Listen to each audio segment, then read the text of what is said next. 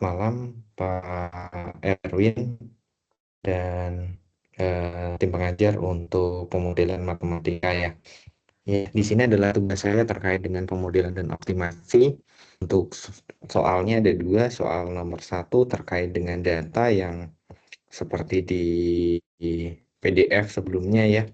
Di sini kita ingin menghitung atau membuat persamaan linear dengan matriks ya, dengan matriks.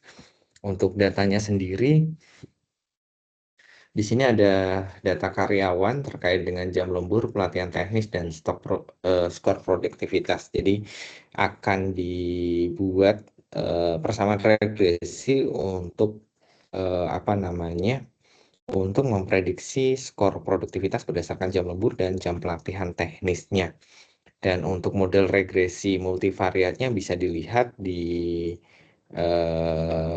matriks regresi linear ini ya. Jadi modelnya dengan persamaan Y sama dengan XW, sehingga untuk nilai W-nya sama dengan X transpose dikalikan X ya, kemudian di inverse, kemudian X transpose dikalikan Y. Nah, di sini kita menggunakan NumPy untuk mendapatkan nilai X-nya, kemudian nilai Y ya, dan berdasarkan proses selanjutnya yaitu menghitung bobot regresi atau koefisiennya ya, dengan XTX-nya sama dengan X kali T X, dan XTY-nya X kali T Y, dan W-nya sendiri adalah NumPy atau NP dari Lina LG dot inverse XTX ya, at XTY. Nah, dari sini kita tahu dari bahwa intercept atau koefisiennya atau konstantanya sebesar 62,250 dan koefisien lembur atau X1-nya sebesar 2,006. Selanjutnya koefisien pelatihan atau S2 sebesar 1,513 ya. Nah, itu adalah untuk output untuk proses regresinya ya. Jadi berdasarkan output ini kita bisa memperoleh bobot regresinya sebesar konstantanya tadi adalah 60,250, kemudian X1-nya 2,006 dan X2-nya sebesar 1,513. Adapun persamaan regresinya bisa dituliskan dengan Y sama dengan 62,250 ditambah 2,006 X1 atau dikalikan dengan X1, yaitu tadi adalah koefisien X1-nya adalah jam lembur, kemudian 1,513 dikalikan dengan pelatihan ya.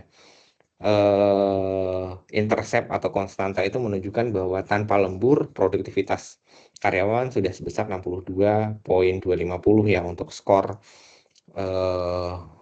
skor produktivitasnya. Kemudian untuk apabila ada 1 kali lembur, maka poin tersebut akan bertambah 2,006, dan apabila ada 1 jam pelatihan teknis maka akan bertambah 1,513, dan setiap jam akan bertambah sebesar koefisien tersebut.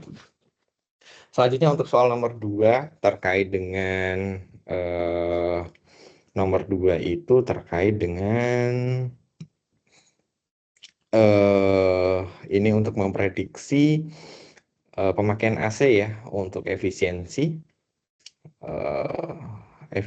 AC ya, electricity consumption dalam hal ini yang akan kita prediksi ya. Di sini adalah variabel Y-nya, kemudian variabel X-nya ada temperatur, humidity, kemudian precipitation dan wind speed ya, kecepatan angin, kemudian suhu juga yang lain, kelembapan dan lain-lain. Nah, kita tidak perlu menggunakan data time karena ini adalah informasi terkait datanya. Jadi kita menggunakan kolom yang lain, ada temperatur, humidity, precipitation, dan wind speed untuk memprediksi electricity consumption. Temperatur X1, humidity kita sebut X2, precipitation kita sebut X3, dan wind speed kita sebut X4 ya. Dan kita rename sesuai dengan yang kita buatkan nama kolom supaya lebih simple. Kemudian dari sini kita punya deskripsi datanya sebesar mean, standar deviasi, minimum, Q1, Q2 atau median, kemudian Q3 dan nilai maksimumnya untuk masing-masing variabel ya. Nah, Soal selanjutnya adalah menghitung R-square. R-square ini menunjukkan berapa pengaruh variabel independen terhadap variabel independen, terhadap variabel dependennya ya. Dan di sini kita ada dua langkah. Yang pertama adalah kita cari nilai R-square satu-satu, diperoleh X1 terhadap Y sebesar 42,6%, X2 terhadap Y ini kecil ya, 0,1%, X3 terhadap Y 0,5%, dan X4 terhadap Y sebesar 1%. Jadi dari X1 sampai 4 nilainya cukup kecil dan paling besar di X1 sebesar 42,6%. Atau dengan kata lain ada sekitar 57,4% yang dipengaruhi oleh variabel selain dari X1. Langkah kedua adalah menggabungkan dari X1 sampai X4 untuk memprediksi Y. Diperoleh nilai R-square-nya sebesar 0,431 atau 43,1%. Ini juga nilainya tidak terlalu berbeda signifikan ya dibandingkan dengan hanya menggunakan X1 untuk memprediksi nilai Y-nya. Oke, selanjutnya terkait membangun model regresi antara komponen cuaca yang memiliki correlation coefficient tertinggi atau memiliki R-square tertinggi. Berdasarkan informasi sebelumnya, nilai R-square tertinggi diperoleh oleh X1, sehingga kita gunakan X1 untuk memprediksi nilai Y-nya. Kalau dilihat secara scatter plot, di sini sudah membentuk garis lurus. Jadi setiap perpindahan X1 di sini menunjukkan garis yang linier terhadap Y. Ini akan lebih jelas di soal selanjutnya terkait dengan visualisasi hasil model regresi dan persamaannya ya. Ini juga sesuai dengan model sebelumnya ya, kita menggunakan gradient descent dan diperoleh persamaan regresinya seperti ini. Nah, ini membentuk garis linier atau garis regresi dengan persamaan Y sama dengan 3,114X ditambah 65,978 ya. Jadi untuk setiap kenaikan 1X itu akan bertambah 3,114 poin ditambah dengan konstantanya 65,978 poin terhadap Y-nya. Apabila X-nya 0, Y-nya sudah bernilai 65,978 ya. Untuk mengetahui akurasi model sebetulnya kita bisa menggunakan R-square yang tadi sudah ketahuan ya, nilai R-square-nya sebesar nilai R-square-nya untuk X1 sebesar 42,6%.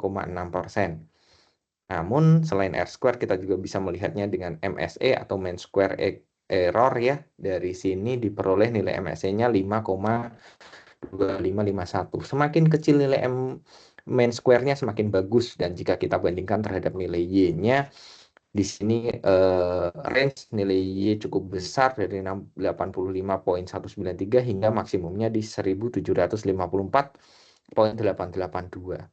Model ini seharusnya bisa dituning lagi supaya mendapatkan akurasi yang lebih baik dengan cara misalnya standarisasi data atau apa namanya, apakah ada outlier atau tidak. Nah, itu bisa di-handle terlebih dahulu untuk mendapatkan model yang lebih bagus. Saya kira cukup dari saya. Terima kasih atas perhatiannya.